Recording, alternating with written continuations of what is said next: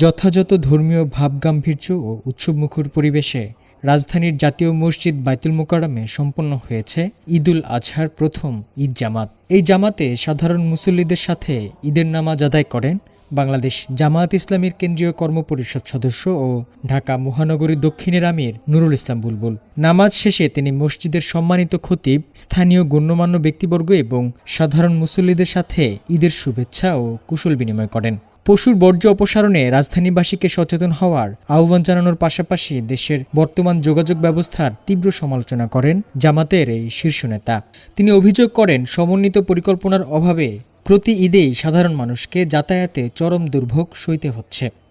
ঈদ যাত্রায় সরকারের পক্ষ থেকে চেষ্টা চালানোর পরেও আমরা দেখেছি কিছুটা অব্যবস্থাপনা থেকে গিয়েছে। ঈদ থেকে বাড়িতে ফেরার পথে মানুষ মারা গিয়েছেন এবং কোনো জায়গায় টিকিটের মূল্য বেশি দিতে হয়েছে।